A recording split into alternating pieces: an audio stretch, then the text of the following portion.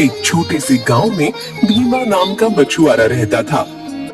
भीमा के परिवार में उसकी बीवी कमला और बूढ़ी माँ रहती थी।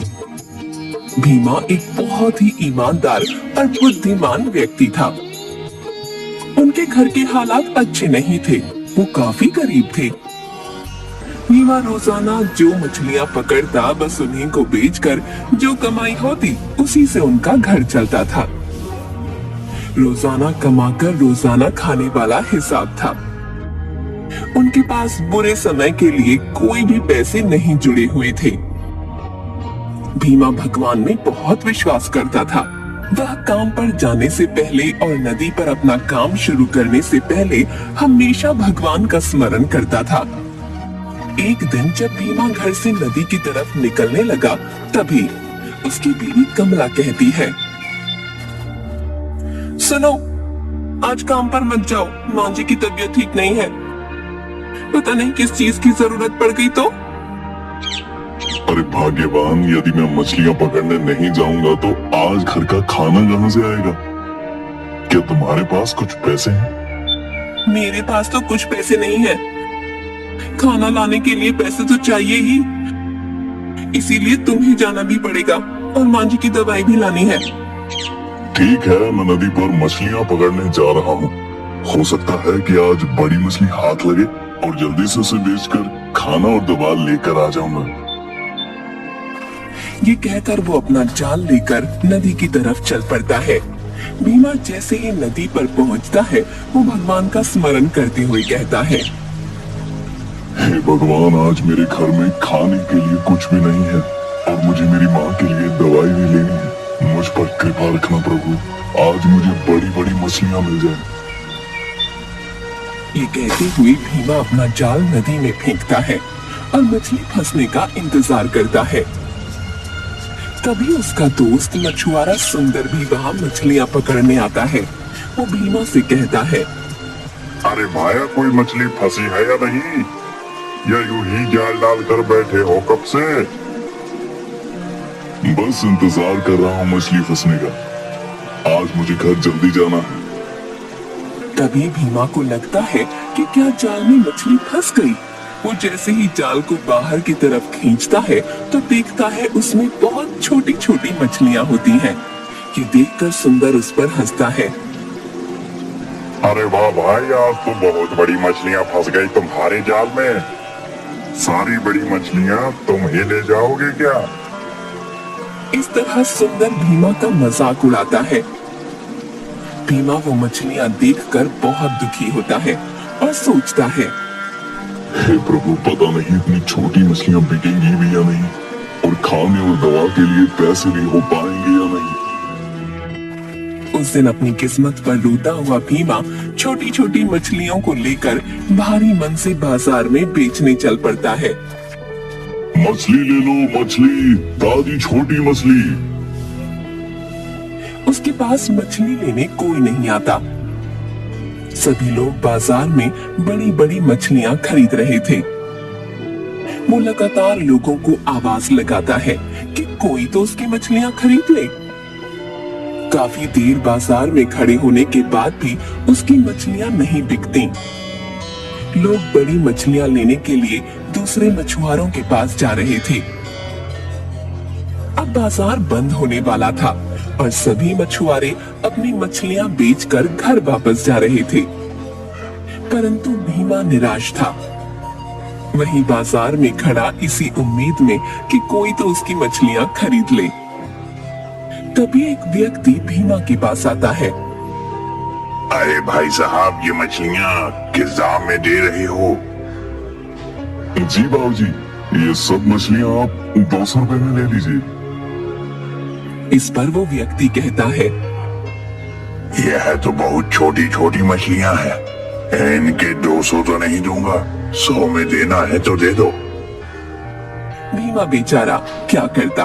उसे लगा कि कहीं ये ग्राहक भी चला गया तो उसे 100 रुपये भी नहीं मिलेंगे। वह 100 रुपये में सारी मछलियां उस व्यक्ति को दे देता है। भीमा जल्दी जल्दी दवाई और कुछ खाने का सामान लेने के लिए बाजार की तरफ चल पड़ा। तभी उसके पीछे से किसी की आवाज आती है। अरे बेटा, कोई इस बुढ़िया को खाना खिलाएगा? मैंने 2 दिन से कुछ नहीं खाया और मुझ में अब इतनी शक्ति नहीं कि मैं चल भी पाऊं। भीमा पीछे मुड़कर देखता है तो वहाँ एक बुढ़िया बैठी थी जो देखने में बहुत कमजोर और बीमार लग रही थी। भीमा को उसे देखकर दया आ जाती है। आज उसके पास पैसे कम थे, परंतु फिर भी वह बिना मदद किए आगे नहीं जा पाता और उन पैसों में से थोड़े से पैसों से उस बुढ़िया को केले खरीद कर देता है। बुढ़िया भीमा से कहती है, बेटा तुम बहुत अच्छे हो, तुम्हारा दिल बहुत बड़ा है। यहाँ से कितने लोग गुजरे परंतु किसी ने मेरी तरफ मुड़कर देखा भी नहीं। तुमने मेरी इतनी मदद की और मुझे खाने को ला कर दिया, तुम्हारा बहुत बहुत शुक्रिया। भीमा वहाँ से चलने लगता है तो बूढ़ी अम्मा उसे रोक कर कहती है, देखो बेटा, तुमने मेरी इतनी मदद की तो मैं भी बदले में तुम्हें कुछ देना चाहती हूँ। बुढ़िया अपने हाथ से कुछ दाने भीमा के हाथ पर रखती है और उससे कहती है, देखो बेटा, कल जब तुम मछली पकड़ने जाओ तो मछली पकड़ने से पहले नदी में एक दाना डाल देना, उसके बाद वहीं पर अपना जाल डाल देना। ध्यान रहे, जाल डालते समय तुम्हें मन ही मन उस नदी की देवी को याद करना है और प्रार्थना करनी है कि वो तुम पर कृपा करें। परंतु इस प्रक्रिया के दौरान वहाँ कोई भी नहीं होना चाहिए, अर्थात कोई व्यक्ति वहाँ आकर तुम्हारे स्मरण में विघ्न न डाले, वरना उस नदी की मछलियों में से एक भी तुम्हारे जाल में नहीं फंस पाएगी। यदि पहली बार में ऐसा होता है तो तुम्हें केवल एक मौका और मिल पाएगा। तुम दूसरा दाना डालकर फिर से यही प्रक्रिया दोहराना, पर याद रहे वो तुम्हारा आखिरी मौका होगा। यदि तुम सफल हो गए फिर तुम्हें जो मछली मिलेगी वो तुम्हारी किस्मत बदल देगी। भीमा बुढ़िया से वो दाने लेकर अपने घर की ओर चल देता है। घर पहुंचते ही भीमा अपनी पत्नी कमला को खाना और माँ की दवा देता है। भीमा कमला को बुढ़िया वाली सारी घटना सुनाता है। कमला सब कुछ सुनकर हैरान होती है और भीमा से कहती है, अरे यह तो बहुत अच्छी बात है, क्या पता ये दाना डालने से कल तुम्हें बहुत बड़ी मछली मिले और खूब अच्छे दाम पर बाजार में बिके। अगले दिन भीमा वो दाना और अपना जाल लेकर नदी की तरफ निकल पड़ता है। नदी पर पहुंचकर वो भगवान का स्मरण करता है और उस दाने को वहां नदी में फेंक देता है। वो मन ही मन सोचने लगता है, हे भगवान, आज मेरी मदद करना। जैसा कि बुढ़िया ने कहा था, मछली फंस जाने के बाद आज मेरी किस्मत बदल जाएगी। मुझ पर कृपा करना प्रभु। तभी जाल में हलचल होती है। भीमा जाल को बाहर खींचने लगता है, परंतु उससे जाल अकेले खींचता ही नहीं। तभी सुंदर वहां आ जाता है और उसकी सारी मेहनत पर पानी फेर देता है। सुंदर बीच में ही बोल पड़ता है, अरे भाई, क्या कर रहे हो? लगता है बहुत बड़ी मछली पकड़ने की तैयारी है। भीमा को उसे देखकर बहुत निराशा होती है। वो समझ जाता है कि अब उसकी सारी मेहनत खराब हो गई। जब तक सुंदर वहां है, कोई मछली उसके जाल में नहीं फंस पाएगी। तब अचानक नदी में जोर जोर से लहरें उठने लगती हैं और नदी के ऊपर कुछ मरी हुई मछलियां तैरने लगती हैं।